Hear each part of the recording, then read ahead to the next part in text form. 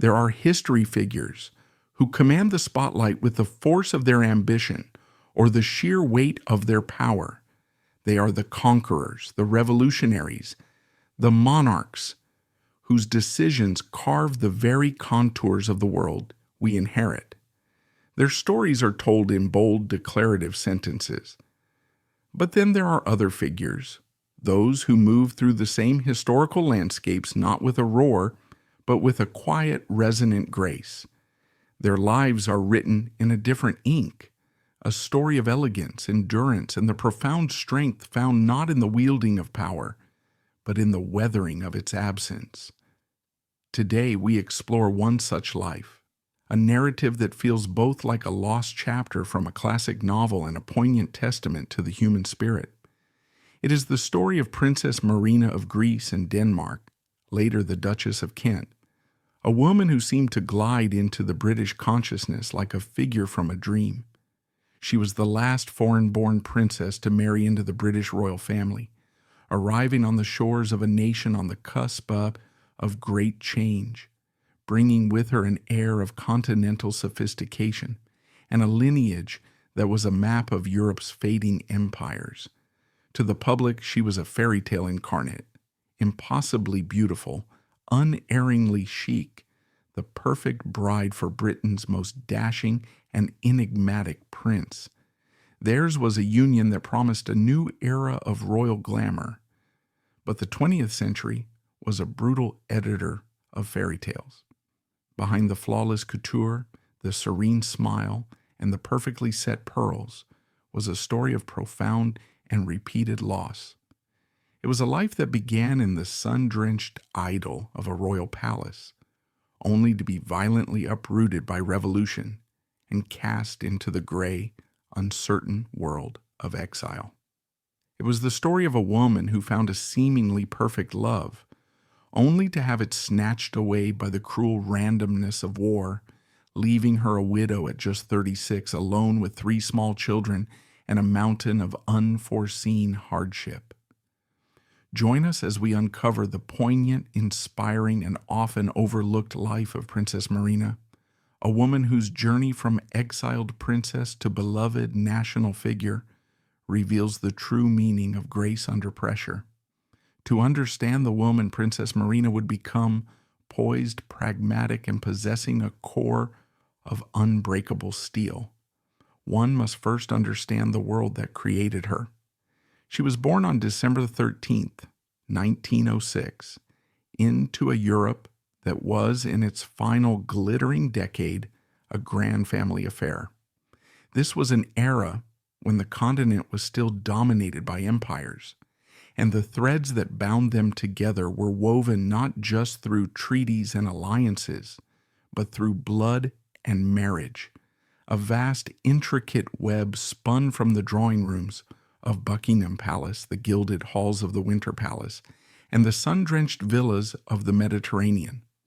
At the apex of this intimate yet sprawling dynasty sat a handful of powerful royal houses, and Marina was born at the very nexus of 3 of them, the Danish House of Glücksburg, the Russian House of Romanov, and the relatively new Royal House of Greece.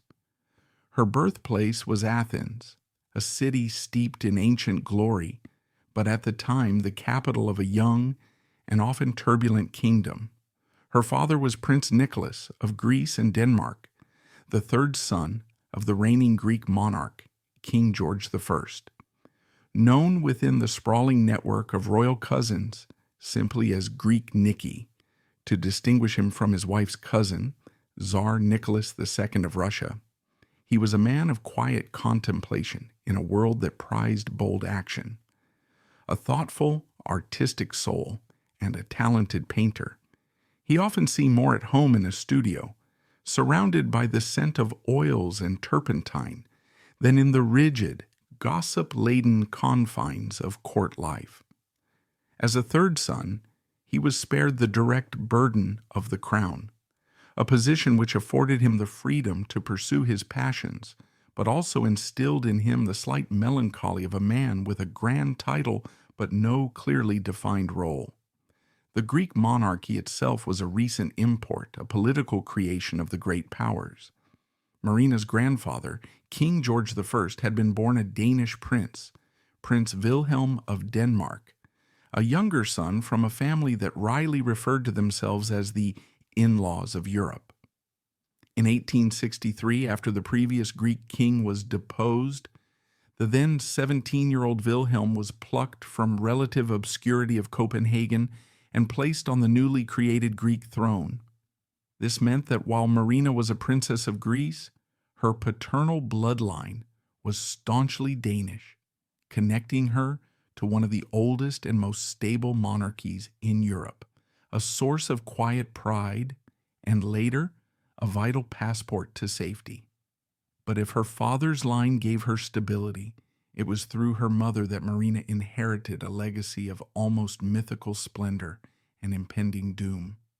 Her mother was the Grand Duchess Elena Vladimirovna of Russia, a granddaughter of Tsar Alexander II, the Tsar Liberator. Elena was a Romanov Grand Duchess to her very bones, a product of the most opulent and fiercely proud court in the world.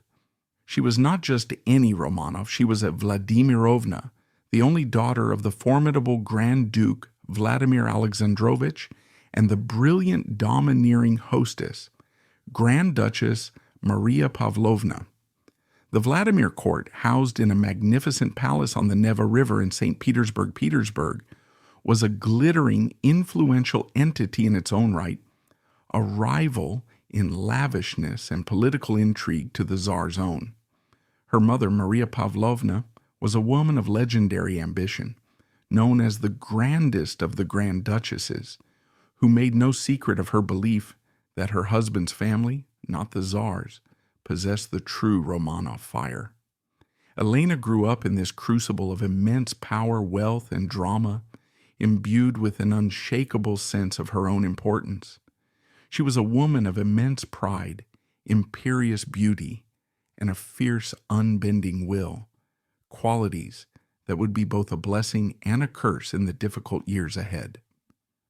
Marina was the youngest of 3 daughters, born after her elder sisters, Princess Olga and Princess Elizabeth. Together, they were known as the Nicholas Princesses, a trio of dark-haired beauties, celebrated throughout the courts of Europe for their charm and spirit. Their childhood was a sun-drenched idyll, a life of immense privilege lived between the formal royal palace in Athens and Tatoi, the family's sprawling country estate nestled at the foot of a mountain. Tatoi was their true home, a place of relative freedom where the scent of pine and wild thyme hung in the air. Here the rigid court etiquette could be relaxed, and the sisters could ride their ponies and explore the olive groves. Yet even in this paradise, their upbringing was a carefully curated blend of cultures. Their formidable mother ran the household with Russian discipline and Parisian taste, ensuring her daughters were raised not as Greek provincials, but as cosmopolitan European princesses. They had English nannies who taught them perfect manners, French governesses who polished their language skills, and a deep connection to their mother's Russian Orthodox faith. Marina, from her earliest days, was a citizen of this transnational royal world, as comfortable conversing in French with her mother as she was in English with her nanny. This interconnectedness was tangible, a living reality.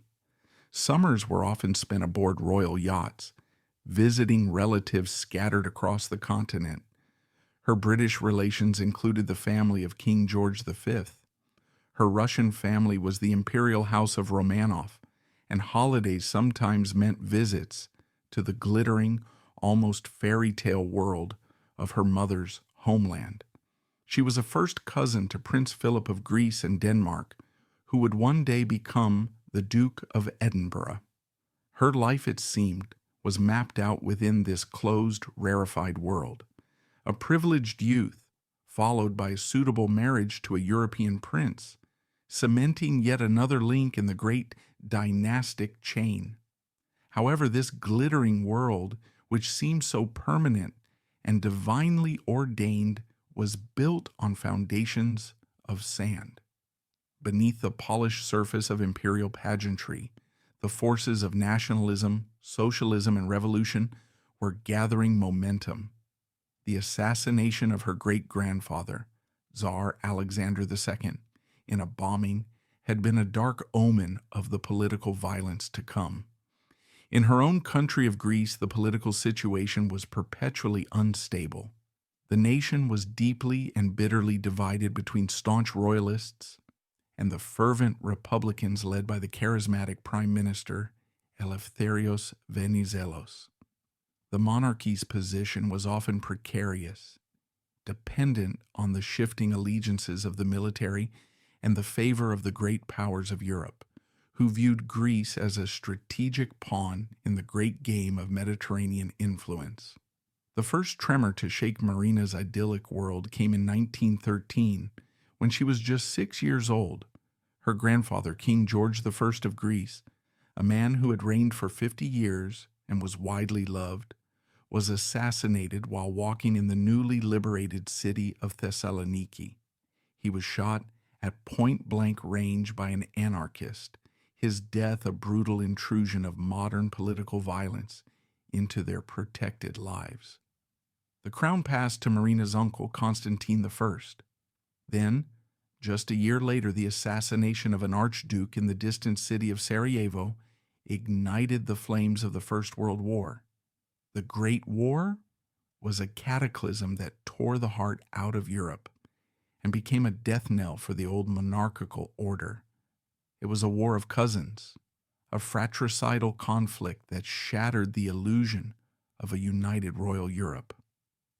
King George V of Great Britain, Kaiser Wilhelm II of Germany, and Tsar Nicholas II of Russia were all first cousins, yet they led their nations into the bloodiest conflict in human history.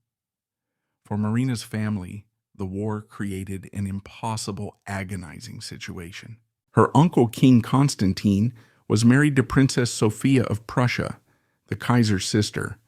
Influenced by his German wife and a belief that it was in Greece's best interest, the king advocated for neutrality. But the Allied powers, including Britain and France, were determined to bring Greece into the war on their side. This triggered a deep political crisis in Greece known as the National Schism, a virtual civil war between the king's supporters and those of the pro-Allied Prime Minister Venizelos. The political struggle culminated in 1917, a year of global convulsion. As the Bolshevik Revolution raged in Russia, systematically destroying her mother's family and their entire world in a storm of fire and blood, a similar, though less violent, crisis engulfed Greece. Under immense pressure from an Allied blockade that was starving the population, King Constantine I was forced to abdicate and leave the country. Prince Nicholas's family, now inextricably associated with a deposed and unpopular monarch, was also forced into exile. For 10-year-old Marina, it was a brutal and bewildering upheaval. One day, she was a cherished princess in her sunlit homeland. The next, she was a refugee, her family's titles rendered meaningless, their future uncertain. They packed what they could, their remaining jewels a hidden lifeline, and fled first to the chilly neutrality of Switzerland and then to France. The world of palaces, parades, and privilege had vanished, replaced by the harsh, humbling reality of life as royals without a kingdom, and more critically, without an income. This experience of loss, of having one's entire world dismantled by the impersonal forces of history, would be the first great formative lesson of her life. It taught her a lesson that would prove invaluable, that titles and tiaras were ephemeral, but inner resilience was indispensable. The Paris that Princess Marina and her family arrived in was a city in flux, a vibrant, chaotic hub for the displaced and dispossessed of post-war Europe. It was the Roaring Twenties, A decade of artistic innovation, jazz clubs, and a desperate, glittering hedonism that felt a world away from their recent trauma. But for the tidal wave of Russian and European aristocrats who had fled revolution with little more than the jewels sewn into their coat linings, Paris was a city of profound hardship and daily humiliation. This was a place where grand dukes who once commanded armies could now be seen driving taxis, their noble profiles glimpsed behind the wheel of a Renault, and where countesses who had hosted legendary balls now ran small dressmaking shops, their delicate hands grown calloused from needlework. The Nicholas family, once occupying a high rung on the European royal ladder, now found themselves part of this sprawling émigré community, their grand titles a stark, ironic contrast to their modest financial circumstances. They settled into a life that was a world away from the splendors of Athens and St. Petersburg. The grand households staffed by dozens of servants were gone, replaced by a succession of rented apartments that felt cramped and anonymous. The constant, gnawing anxiety about money became the unspoken rhythm of their daily lives. This was a period of intense and often painful adjustment. For Marina's father, Prince Nicholas, a man defined by his rank and his nation, the loss of both was a source of deep, abiding melancholy. He turned to his art, setting up an easel and attempting to sell his paintings to support his family. It was a noble pursuit, but the income was sporadic and often insufficient. He was a prince now reduced to the status of a professional artist, a quiet man trying to paint his way through his grief. The true anchor of the family, its unbending mast in the storm, was Marina's mother, the formidable Grand Duchess Elena, a woman raised in the Vladimir Palace to believe in the absolute certainty of her position. She was now forced to become the family's chancellor of the exchequer, its chief strategist, and its fiercest defender. It was Elena who undertook the painful but necessary task of selling off her magnificent Romanov jewels, piece by precious piece. Each sale of a diamond tiara or a sapphire necklace was a transaction steeped in sorrow. These were not mere assets, they were tangible links to her murdered family and her annihilated homeland. One can only imagine the private bitterness of these moments for a woman of such immense pride, haggling with Parisian jewelers over the price of a Fabergé egg or an heirloom that had been in her family for generations. She was bartering away the glittering remnants of her imperial past, not for luxuries, but for rent, for food, and for the education of her daughters. Her pride was legendary, but her love for her children was stronger. This environment profoundly shaped the teenage Marina. While other girls of her social standing might have been focused on debutante balls and securing invitations to the right parties, Marina was learning lessons in frugality and resilience. She saw firsthand the precariousness of life and the quiet desperation of being a poor relation, dependent on the occasional generosity of wealthier relatives who had managed to escape with their fortunes intact. The family's mantra became one of making do.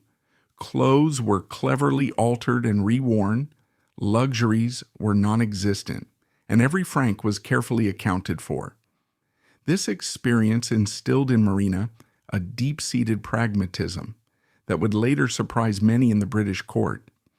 Decades later, as a wealthy duchess, she would still be known for her meticulous management of household accounts and her habit of having expensive couture gowns retailored for multiple occasions, a habit born directly from the lean, anxious years in Paris. Despite their financial struggles, Grand Duchess Elena was utterly determined that her daughters would not lack the polish and education expected of princesses. This was not just a matter of pride, it was a matter of survival. In the stark calculus of their new reality, the three beautiful Nicholas princesses were the family's most valuable assets, Their futures, and by extension the family's own security, depended on their ability to make a good marriage within the dwindling pool of European royalty. And so their education became a strategic investment. Marina and her sisters continued their studies, becoming fluent in several languages and well-versed in art, music, and literature. But their education was also intensely practical.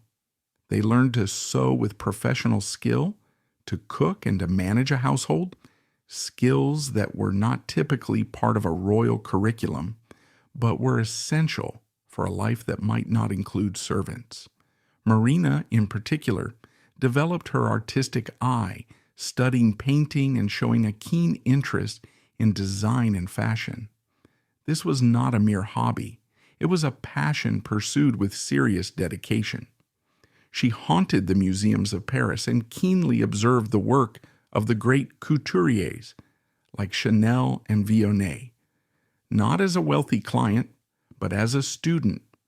She learned how to create style not through expensive acquisitions, but through a deep understanding of line, form, and clever tailoring. It was a skill that would define her for the rest of her life. Life in Paris also exposed her to a world of creative and intellectual ferment, far beyond the stuffy confines of a royal court. She was surrounded by a diverse community of artists, writers, and thinkers, many of them fellow exiles from the ballet russe or the Russian intelligentsia. This cosmopolitan upbringing gave her a sophistication and a worldliness that distinguished her from many of her more sheltered British contemporaries. She was not an English rose. She was a European princess who had known real hardship, who had seen her world collapse, and who had learned to navigate a new reality with grace and intelligence. The emotional toll of this period was, of course, significant. The family was in a state of perpetual mourning for their lost homes, for their murdered Romanov relatives, and for the entire world that had vanished. This sense of loss, of being an outsider looking in, imbued Marina with a certain melancholy, a wistful quality that was often captured in photographs. It was a quiet, reserved sadness that lay just beneath her elegant surface, a sense that she had seen too much at too young an age. She learned to mask her private feelings behind a facade of perfect composure, a skill that would become essential for a life lived in the unforgiving glare of the public eye. The years in Paris were her crucible. They stripped away the certainties of her birth, but forged in their place an unshakable character of immense self-possession, worldly wisdom, and quiet, unbreakable strength. She was being prepared unknowingly for a destiny that would demand every ounce of that resilience. By the early 1930s, London had firmly established itself as the glittering epicenter of international society, and at the heart of its most glamorous and daring social set was Prince George, the fourth son of King George V and Queen Mary. George was unlike any of his brothers, a flash of vibrant, unpredictable color in the otherwise sober portrait of the House of Windsor. While the future King Edward VIII was the charismatic but increasingly wayward heir, and the future King George VI was the dutiful but shy family man, George was the royal family's dazzling enigma. Impossibly handsome, with a sharp, intelligent wit and an impeccable, almost theatrical sense of style, he was the artistic, intellectual, and rebellious spirit of the Windsor clan. He had served in the Royal Navy, as was expected, but his true passions lay elsewhere, in a world far removed from battleship protocol. He was a gifted pianist who could fill a room with the music of Gershwin, a connoisseur of art and antiques with a famously discerning eye, and a skilled pilot who flew his own plane with a dashing, joyful abandon. He was also, remarkably for the time, the first member of the royal family to work as a civil servant, taking on roles in both the Foreign Office and the Home Office, proving he had a serious, capable mind beneath the glamorous exterior.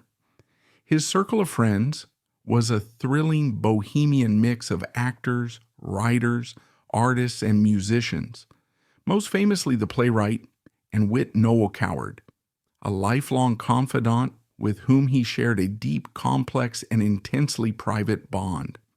George's world was one of smoke-filled jazz clubs, lively country house weekends, and a sophisticated, fast-living glamour that both fascinated and horrified the staid Victorian sensibilities of his parents at Buckingham Palace. But there was a darker, more complex side to the prince, a restless energy that often tipped into self-destruction. His life was punctuated by rumored, tempestuous affairs with a string of beautiful and often famous women, and, more scandalously, with men as well. A well-documented addiction to morphine and cocaine in his youth had required a dramatic intervention from his older brother, and his general disregard for convention kept the palace in a perpetual state of anxiety. For King George V and the formidable Queen Mary, settling their artistic son down was a matter of paramount importance. They needed a bride for George, who was not only of the highest royal blood, but who also possessed the strength of character, poise, and worldliness to understand his complex nature and anchor his restless spirit. They needed a princess who would not be easily shocked, who could hold her own in his sophisticated world, and who could provide the stability and airs the monarchy demanded. Their search, discreetly but purposefully orchestrated, led them in 1934 to the 27-year-old Princess Marina of Greece. The couple had met briefly as children at some long-forgotten royal gathering, but they were properly reacquainted as adults when Marina was visiting London. The connection was immediate, powerful, and undeniable. For Prince George, who had grown weary of the predictable English debutantes, Marina was a revelation. Here was a woman who was his undisputed equal in lineage and sophistication, a princess who had lived a real life, who spoke 4 languages fluently, and who could discuss painting or politics with the same easy intelligence. She possessed a chic, self-assured elegance that he found utterly captivating. She spoke his language, both literally and metaphorically. For Marina, Prince George was the embodiment of a future she had likely given up on. After years of being a penniless refugee princess, here was a man who was not only a Prince Charming, but also an intellectual and artistic equal. He offered not just financial security, but a home, a purpose, and a return to the world stage. But this was never a simple marriage of convenience. There was a genuine, palpable chemistry between them. They were, by all accounts, deeply in love, a perfectly matched pair of insiders who both felt, in their own ways, like outsiders. She understood his artistic temperament, and he admired her quiet resilience. Their engagement, announced in August 1934, was an immediate sensation. The British public, weary from years of the Great Depression, was starved for a fairy tale, and this glamorous couple delivered it in spades. A wave of Marina mania swept the nation. She was new, she was exotic, her dark continental beauty, a striking contrast to the more familiar English aesthetic. Newspapers were filled with images of this impossibly elegant princess, her Parisian wardrobe dissected in breathless detail. She became an instant fashion icon. Department stores rushed to sell copies of the chic tilted hats she wore, and textile mills produced bolts of fabric in the particular shade of cornflower blue that became known forever as Marina blue. Their wedding, on November 29th, 1934, was the royal event of the decade, a magnificent spectacle that briefly lifted the spirits of an entire empire. It was the first British royal wedding to be broadcast live on the radio, and millions of people across the globe huddled around their wireless sets to listen to the descriptive commentary, feeling a part of the day's magic. The procession route from Buckingham Palace to Westminster Abbey was a sea of humanity, with cheering crowds packed 10 deep to catch a glimpse of Marina in the glass coach. The Abbey service was a grand affair of Anglican pageantry, a sea of royalty and aristocracy from every corner of Europe, a final great gathering of the old houses before war would tear them apart forever. Marina was a vision in a gown of white and silver brocade, designed by her friend, the famed London couturier Edward Molyneux. Its simple, fluid lines were a masterpiece of modern elegance, a stark departure from the fussy, lace-laden gowns of previous royal brides. Atop her head, she wore a magnificent new diamond-fringed tiara, a gift from the City of London, anchoring a simple tulle veil. Walking behind her as a bridesmaid was a solemn 8-year-old Princess Elizabeth, the future queen. Following this public ceremony, the couple and their closest relatives proceeded to the private chapel at Buckingham Palace for a second, more intimate service, a traditional Greek Orthodox wedding. This was a profound and deeply meaningful gesture, a public acknowledgement of Marina's heritage and faith in the very heart of the British establishment. In the small, icon-filled chapel, surrounded by the heady scent of incense and the sound of ancient Orthodox chants, George and Marina were crowned with the traditional stephana, delicate wreaths joined by a ribbon, symbolizing their union. It was a moment of mystical, ancient beauty that stood in stark contrast to the state ceremony that preceded it. The marriage of George and Marina marked a significant historical footnote. It was the last time a foreign-born princess would marry into the British royal family for many decades. It felt like the closing of a chapter, the end of an era of transnational royal alliances that had defined Europe for centuries. As the newly created Duke and Duchess of Kent, they embarked on their new life as the undisputed glamour couple of the House of Windsor, a shining beacon of hope and style in a world that was slowly, inexorably beginning to darken. The period following their spectacular wedding marked the beginning of a golden era for the Duke and Duchess of Kent. They were young, glamorous, and deeply in love, and they quickly carved out a unique and enviable space for themselves within the often stuffy confines of the British royal family.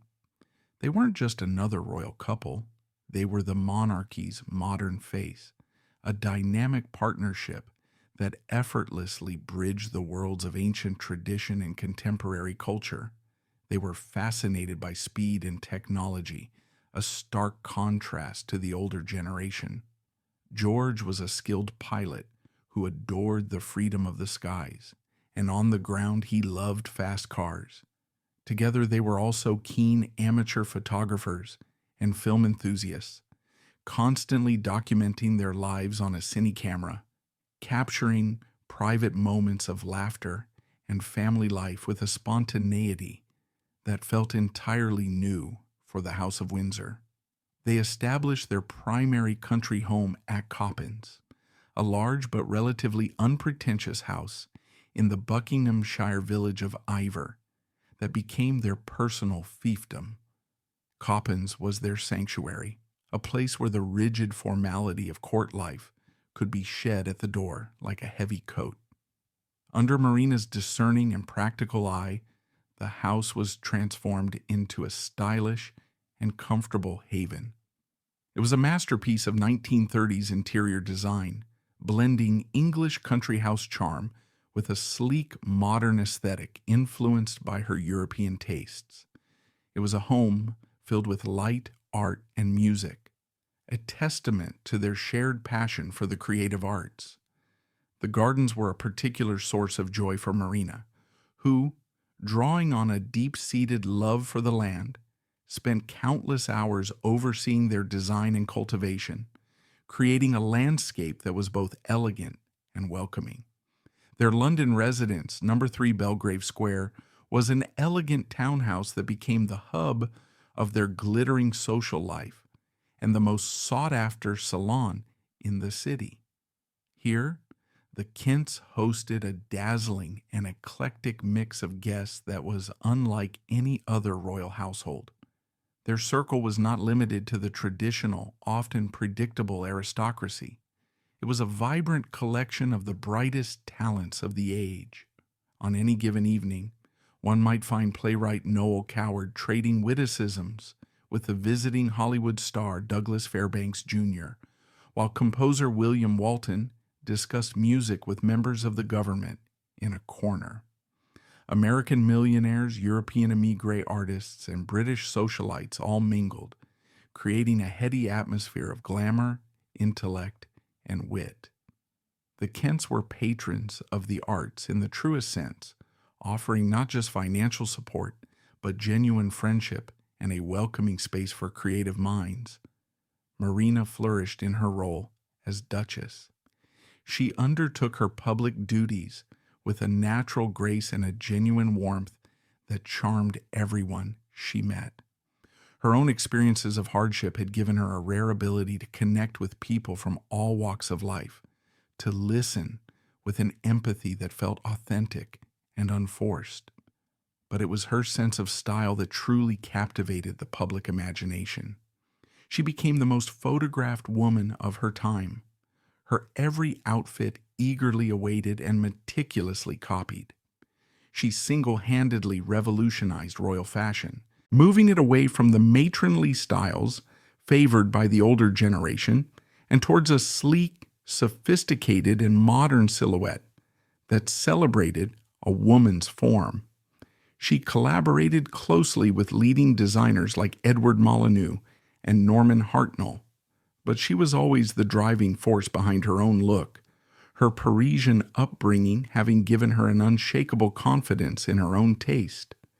She scandalized and delighted in equal measure when she popularized wide-legged trousers for women known as palazzo pants, wearing them for casual occasions with an elegance that was years ahead of its time. She embraced bold color combinations and striking, often modern accessories. The Marina hat, a distinctive saucer-like style she favored, became a millinery sensation.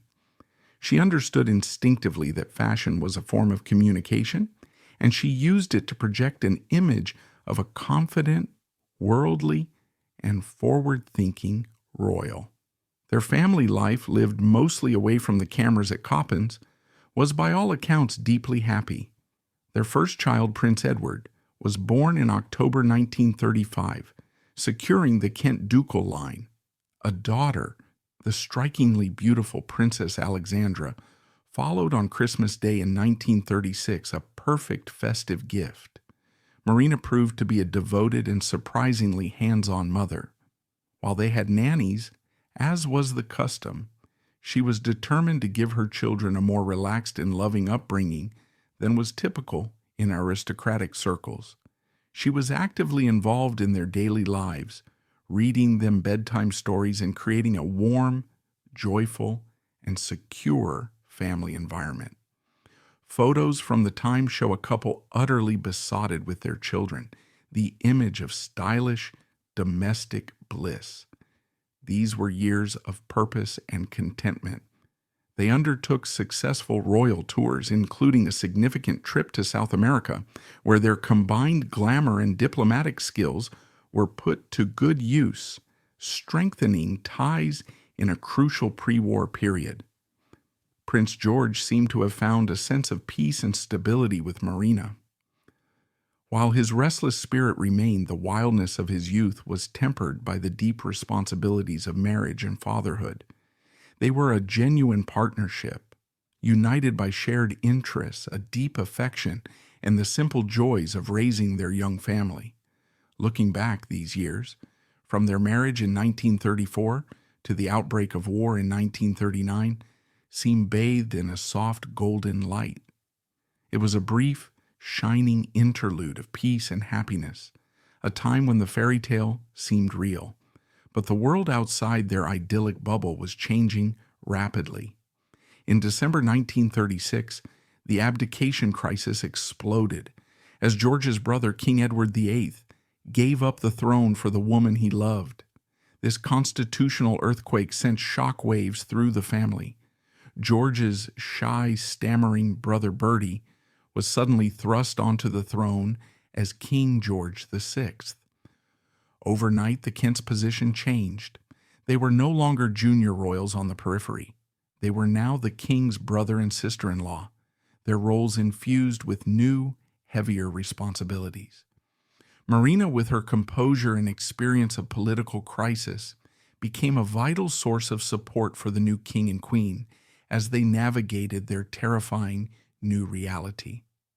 The carefree days were over, and across the English Channel the drums of war were beating ever louder, threatening to shatter their perfect world and plunge them and their country into a darkness from which there would be no easy return. The declaration of war on Germany in September 1939 brought the golden era of the Kents to an abrupt and brutal end.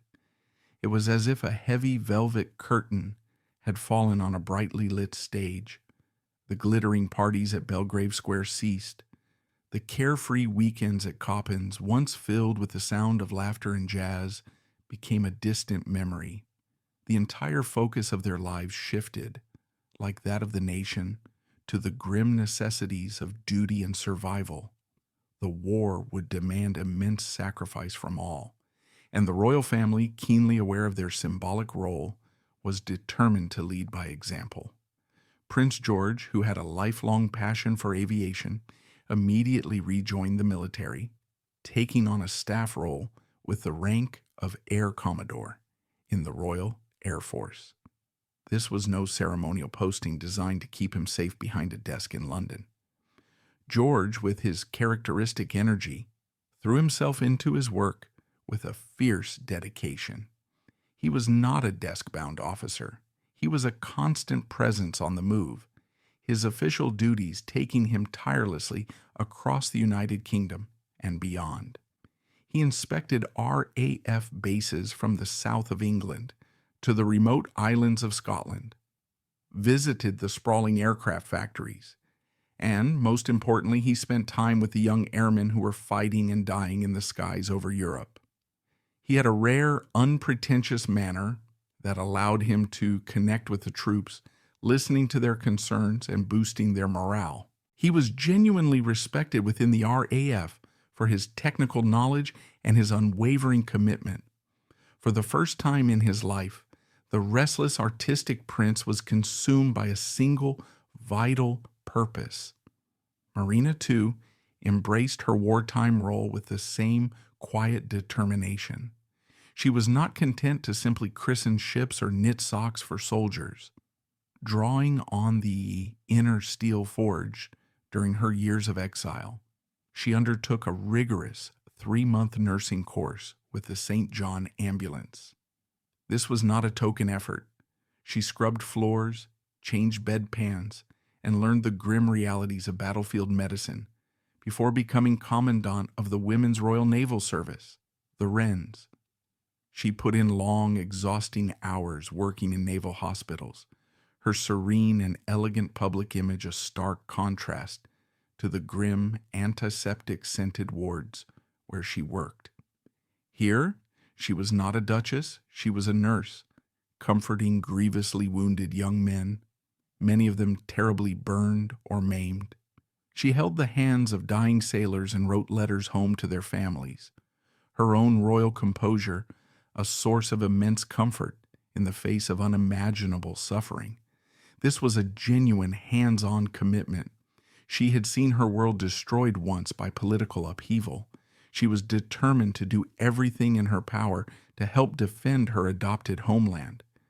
Despite the constant danger of the Blitz, Marina largely remained in England, determined to keep a stable and calm home for her children at Coppens. The separations from George were frequent and agonizing, their time together reduced to brief, precious moments of leave. In July 1942, she gave birth to their third child, Prince Michael. The birth of a new baby in the midst of war was a defiant act of hope, a symbol of life, continuing even in the darkest of times. But the joy was tempered by the constant anxiety of having a husband at war. George was away more and more frequently. His work as part of RAF Transport Command often shrouded in official secrecy. Just 7 weeks after Prince Michael was born, on August 25th, 1942, the unthinkable happened. The Duke of Kent boarded an RAF Sunderland flying boat at a base in Invergordon, Scotland. He was on a special mission, flying to Iceland to visit Allied forces stationed there. The weather that day was notoriously treacherous, with low cloud, thick mist, and drizzle obscuring the rugged Scottish Highlands. Shortly after takeoff, the massive aircraft, for reasons that remain shrouded in mystery and controversy, veered significantly off its planned flight path. It crashed violently into a remote, desolate hillside known as Eagle's Rock in Caithness. The impact was catastrophic, causing an immediate explosion. The Duke and 13 other men, a mix of crew and his personal staff, were killed instantly. There was a single miraculous survivor, the rear gunner, Sergeant Andrew Jack, who was thrown clear of the wreckage. He would later be sworn to secrecy, never publicly revealing the full details of what happened in the cockpit that day. The official inquiry blamed a navigational error by the pilot in the terrible weather, but questions and whispers have lingered ever since. Why was the plane so far off course? Why was the experienced captain not at the controls? The Duke himself was a skilled pilot, leading to the persistent, though unproven speculation that he may have been flying the plane himself. Other, more elaborate theories have suggested a secret mission, perhaps involving peace negotiations, that went horribly wrong. The truth remains buried in the scorched earth of that lonely Scottish hillside. For the nation, the news of the crash was a profound shock. But for Princess Marina, the news, delivered by a grim-faced courtier who arrived at the peaceful sanctuary of Coppens, was not a national tragedy. It was a death sentence for the life she had known. Her sister-in-law, the Duchess of Gloucester, rushed to her side and found her in a state of frozen calm, her mind unable to fully process the horror. In a single brutal moment, her world was cleaved in two. She was 36 years old. She had a 7-year-old son who was now the new Duke of Kent, a 5-year-old daughter, and a tiny baby asleep in his cradle, who would never know his father's touch or the sound of his voice. She was a widow, a war widow. The funeral at St. George's Chapel, Windsor, was a heartbreaking affair attended by a grieving royal family, including George's utterly devastated mother, Queen Mary, who had now lost her favorite son. But all eyes were on the veiled, black-clad figure of Marina.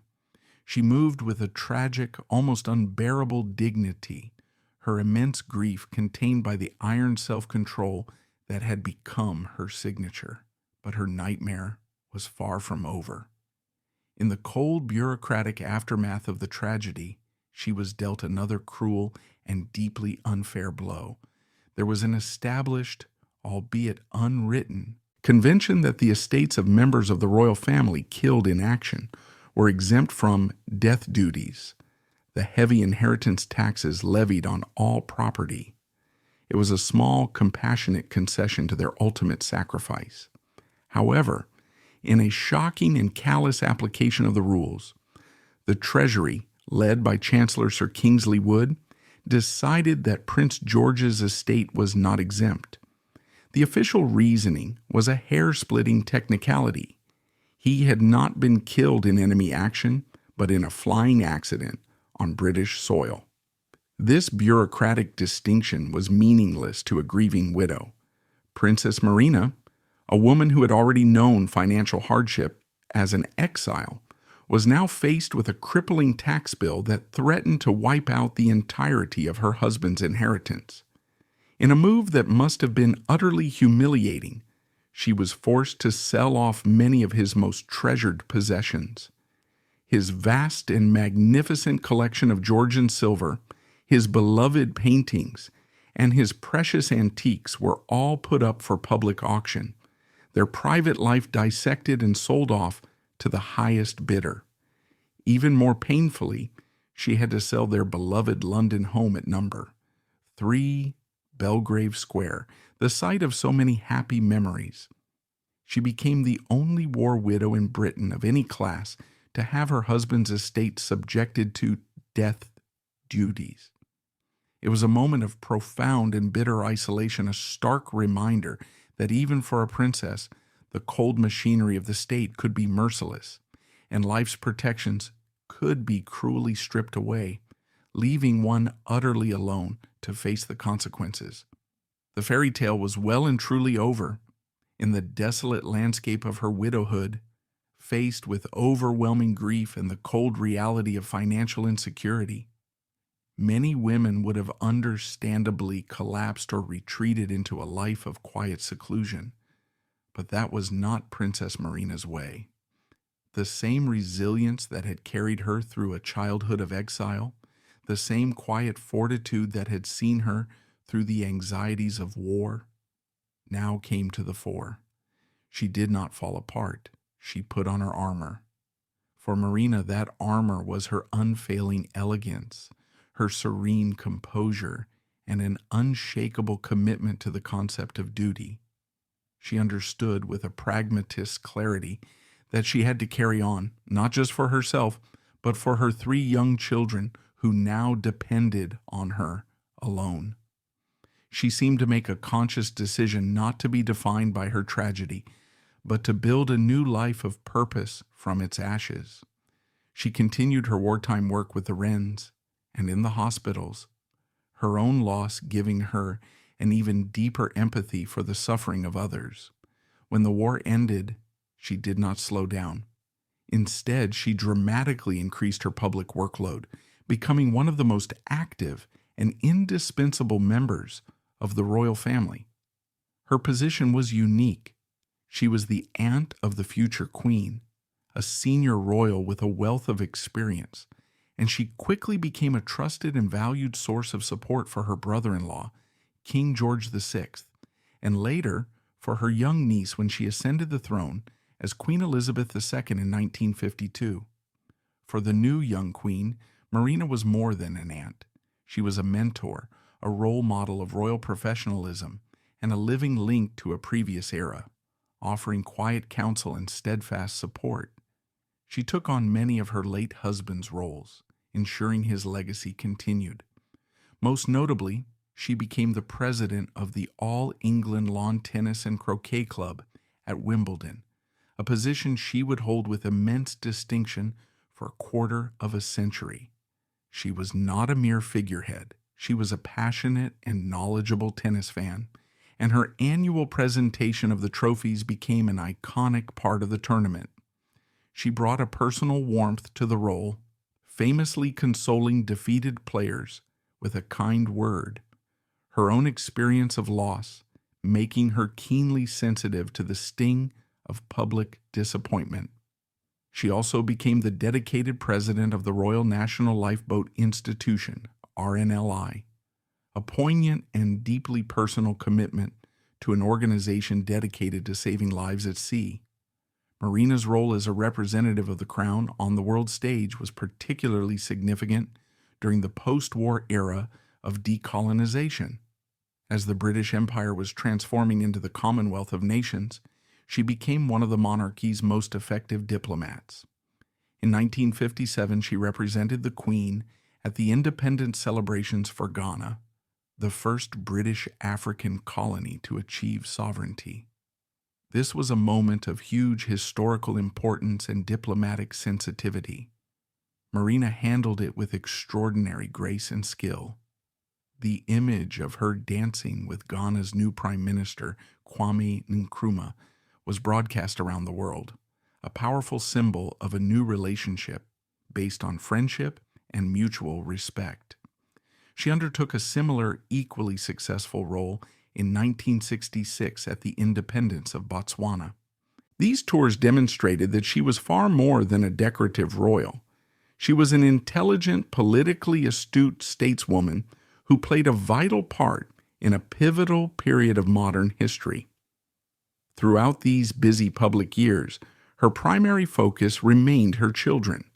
She was determined to raise them to be responsible, down to earth, and dedicated to service, shielding them as much as possible from the more negative pressures of royal life. She managed her finances with the same frugality she had learned in Paris, ensuring her children had security while avoiding extravagance. Her son Edward had become the Duke of Kent at the age of 6, and she carefully guided him, preparing him for the life of duty that had been thrust upon him so prematurely. She was, by her children's own accounts, a loving but also firm and disciplined mother, instilling in them the values of hard work and public service that had become the bedrock of her own existence. Her personal life remained intensely private.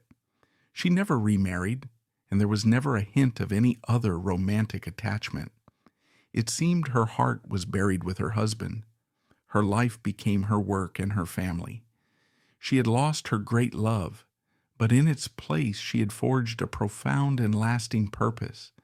It was a quiet, personal victory, won through decades of unwavering dedication, proving that even after the deepest loss, a life of meaning and significance could be rebuilt. By the 1960s, Princess Marina was an institution, a beloved and deeply respected elder stateswoman of the British royal family.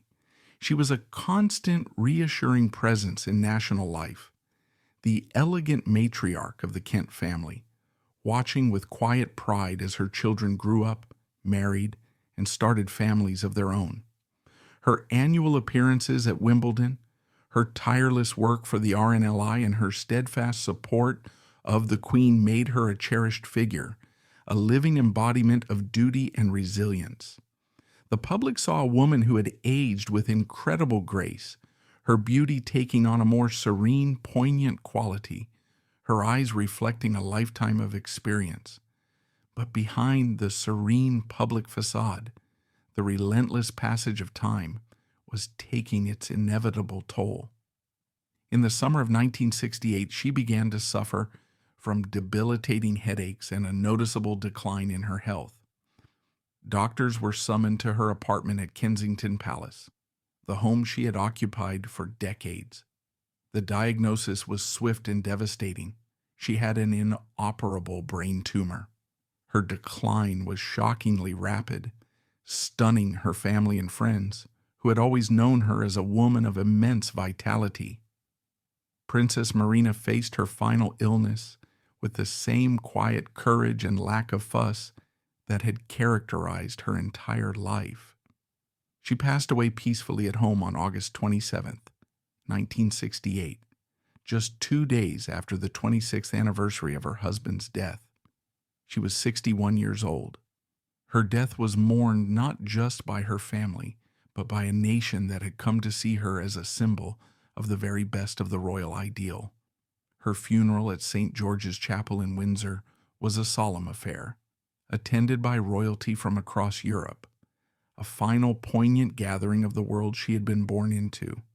She was laid to rest in the royal burial ground at Frogmore, beside her beloved husband George, finally reunited with him after 26 long years of widowhood. So, what is the ultimate legacy of Princess Marina?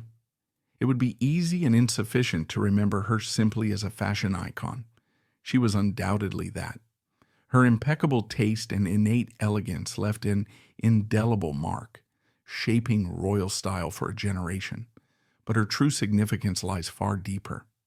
Her life was a powerful, moving testament to the strength of the human spirit in the face of profound adversity. She was a survivor of a vanished world, a princess who endured the trauma of exile and the loss of her homeland.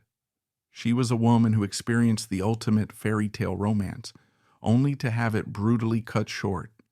leaving her to face the lonely, daunting task of raising 3 children in the full glare of the public spotlight. And through it all, she never faltered. She never publicly complained or showed a hint of self-pity. She simply held her head high, wrapped herself in her dignity, and got on with the job. Her life redefines the meaning of elegance. Marina taught us that true elegance is not about the clothes one wears or the jewels one possesses. It is an internal quality. It is about facing heartbreak with grace, carrying sorrow with strength, and dedicating oneself to a purpose greater than one's own personal pain. In an era before the modern confessional culture, her quiet composure was her most powerful message. It was a message of fortitude, of service, and of an unbreakable inner core. The story of Princess Marina is a poignant and vital reminder that royal lives are not the stuff of fantasy. They are real lives, filled with the same and sometimes greater tragedies, hardships, and heartbreaks that affect us all.